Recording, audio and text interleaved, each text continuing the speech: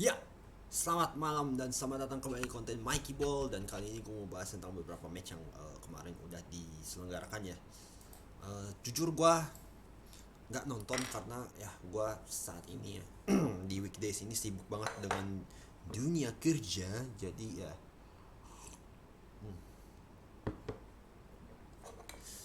ya, gue bener-bener sibuk banget dan nggak sempat untuk bikin video. Bahkan untuk nonton pertandingan penting di IPL pun nggak bisa gue. Bener asli nggak bisa gue. Cuman ya kali ini gue mau bahas tentang beberapa hal yang terjadi di weekend kemarin dan juga yang kemarin terjadi juga di UCL sedikit gitu ya.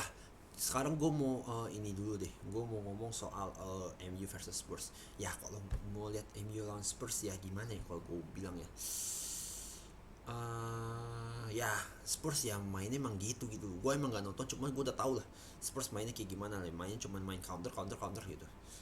Nah, dan ya kelihatan banget gitu bahwa potensi mereka untuk bermain bagus tuh memang terbuka banget gitu loh. Dalam artian ya mereka punya punya segudang pemain dengan kualitas yang gua rasa udah lebih dari Spurs gitu loh. Gimana ya? Ya ini buat gua emang ya potensi terbaiknya mereka ya, ya mereka tunjukin kemarin itu gitu lawan Spurs gitu, dimana ya mereka bisa bermain bagus kok gitu loh. Dalam artian gini ya, kalau memang mereka bisa apa ya menyatukan fokus mereka untuk bermain bersama MU, ya ini hasilnya gitu loh. Maksudnya gue ya that will be good enough gitu loh, maksudnya gue untuk melangkah lagi buat MU di pertandingan berikutnya. Sorry. Nah, cuman ya itu gua yang gue lihat adalah pemain-pemain MU ini rata-rata tuh juga egois gitu. Gue bener-bener gak ngerti karena ya kemarin oke lah fine mainnya oke gitu, cuman pas gue bandingin lawan Atletico itu bedanya jauh banget gitu loh. Dalam artian ya kelihatan banget MU ini juga gak konsis gitu loh dalam segi permainan. Ya kelihatan dari beberapa pemainnya yang gue lihat emang cuma mau show off doang demi namanya dia, demi apa ya, demi mengangkat namanya, apa ya, biar apa ya, biar mereka merasa dirinya mereka sendiri tuh pahlawan buat MU gitu. Nah gitu loh, buat gua itu pemikiran bodoh gitu loh dalam pemahaman gue ya gitu loh. Ya lu main untuk tim, ya lu bermain untuk MU anjing, bukan buat tim gitu, bukan buat tim lagi, bukan buat lu sendiri gitu loh. Ya kalau lu mau buat lu sendiri mah lu main aja sama ini, sama anak-anak gitu bagaimana gitu ya, itu lu bermain buat diri sendiri mungkin, atau lu bermain uh, main bola sama sama teman-teman lu gitu mungkin ya bisa gitu. Cuman kalau lu main untuk tim ya lu kan juga kerja gitu loh, lu kerja dengan atasan lu yaitu Rangnick gitu. Gak paham gue bener-bener gitu loh mentalitas yang, aduh, bener-bener gue speechless lah bener-bener lihat pemain MU ini gitu. Walaupun mereka menang gitu lawan Spurs gitu, cuman ya gimana kalau mereka tetap inkonsisten begini karena uh, keegoisan pemain mereka ini. Gue bener-bener gak yakin loh kalau MU bisa bener-bener mencapai puncak performa mereka gitu. Ya kelihatan banget di UCL tuh udah ini banget lah, bener-bener kerasa banget lah permainan mereka tuh ups and downs, pemainnya banyak yang egois gitu. Dan juga ya permainannya mereka juga emang gue lihat selama ini di bawah Rangnick babak pertama fine bagus gitu, yang gue lihat ini ya selama ini ya overall gitu. Cuman kalau lu lihat di babak kedua MU itu ampun deh, bener-bener super, aduh tobat gue bener-bener. Kalau gue jadi Rangnick sih gue mau gue kalau ditawarin posisi konsultan pun gue bener-bener langsung minta minta dismiss aja lah itu kontrak bener. karena gak kuat juga lah si Rangnick gitu. Padahal Rangnick itu udah bagus loh, gue lihat dari segi memberikan konsep dasar untuk permainan MU ke depannya gitu, masih bagus dia di situ loh. Kalau enggak udah MU udah udah hancur jadi bubur gitu. Jadi ya gue bener-bener speechless banget lah. Makanya gue sih tetap dengan pendirian gue. Kalau seandainya gue jadi Murtoh dan Rangnick tahun musim depan jadi konsultan buat MU, yang gue pertahanin tuh, gue saranin ke Rangnick pertahanin cuma 3 pemain: De Gea, Alex Telles, Diogo Dalot. Udah selesai sampai di situ. Yang lain jual semua, mendingan cuci gudang aja lah udah, daripada lu mati pusing gitu dengan pemain-pemainnya egois gini. Kayak apalagi yang namanya Sancho sama Rashford, udahlah. Apalagi Rashford ini sama Sancho ini duo egois, udah membatu gitu. Nggak paham lagi gue, bener ads ketuls gitu, bikin kesel gitu. Dari yang banyak yang mau ngebully, lama-lama ada yang iba, bahkan ada yang kesel kayak gue gitu loh. Bener-bener deh, Ronaldo akhirnya juga nggak perform gitu loh. Itulah akibatnya. Bruno Fernandes terlalu banyak ngeluh. Itu kalau gue jadi gue jadi Rangnick ya, ini pemain bener-bener gue dismiss. Bener, rasain aja lah udahlah, bener. Gue mending ganti yang baru aja. Hidup jangan ngeluh gitu. Ngapain gitu.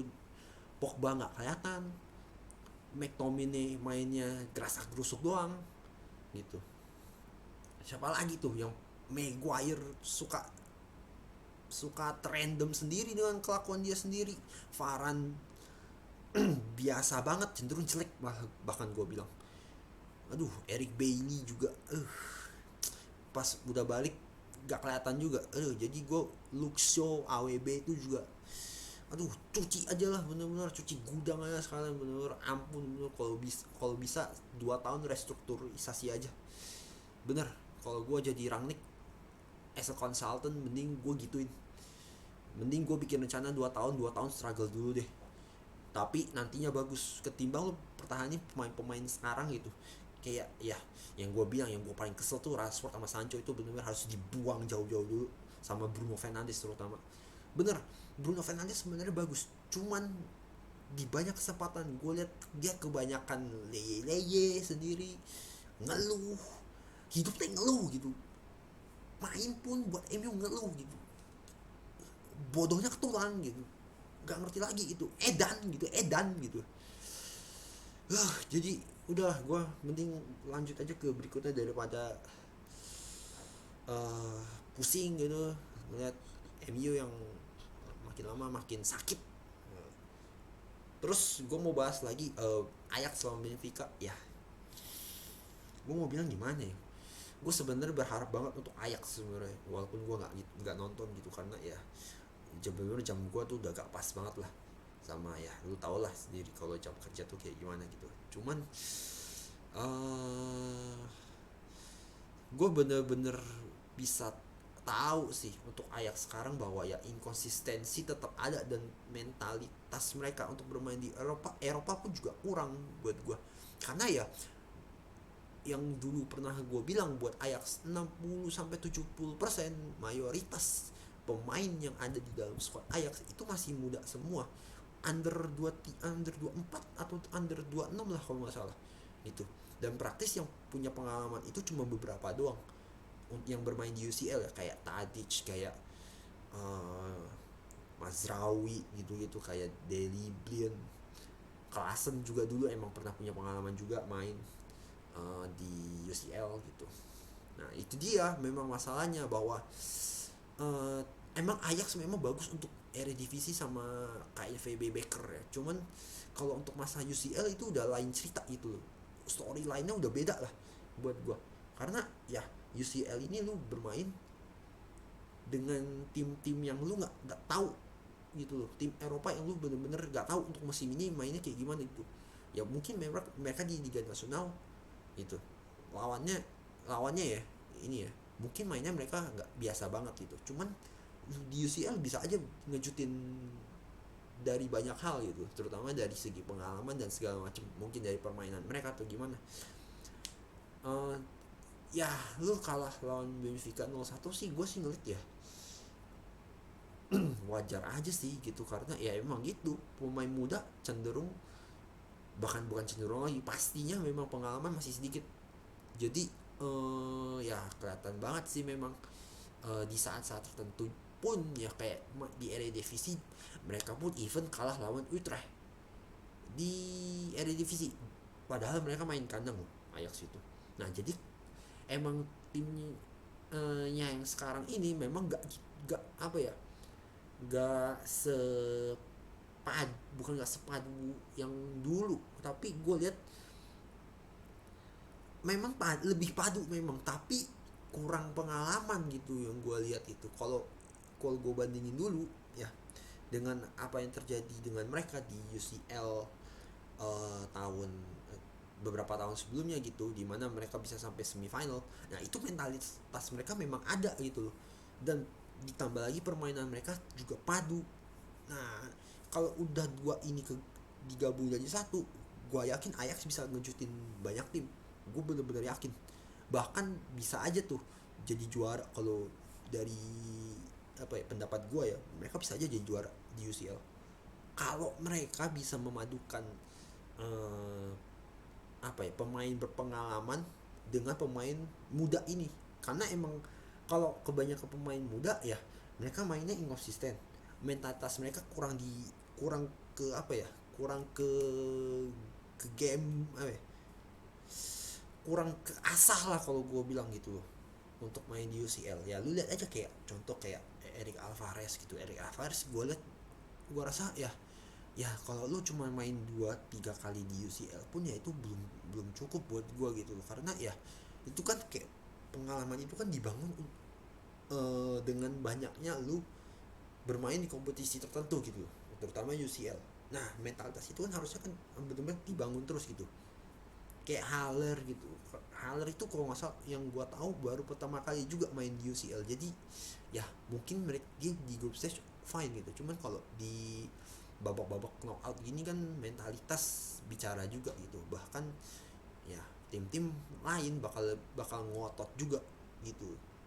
Jadi ya buat gue sih memang uh, kalau yang gue lihat Ajax ini memang harus lebih apa ya, lebih coba memadukan lagi dengan pemain berpengalaman. Bahwa walaupun gue tahu sih Ajax memang akan terus jual pemain mereka ke tim-tim lebih besar demi menjaga uh, apa ya, neraca keuangan mereka juga gitu. Gue sih yakin, tapi ya apa salahnya lu untuk coba nge-guide pemain-pemain yang punya pengalaman, lu gabungin dengan pemain-pemain muda ini gitu, yang lu yang gue lihat dari Ajax ini ya, scoutingnya bagus gitu dan juga akademinya juga oke.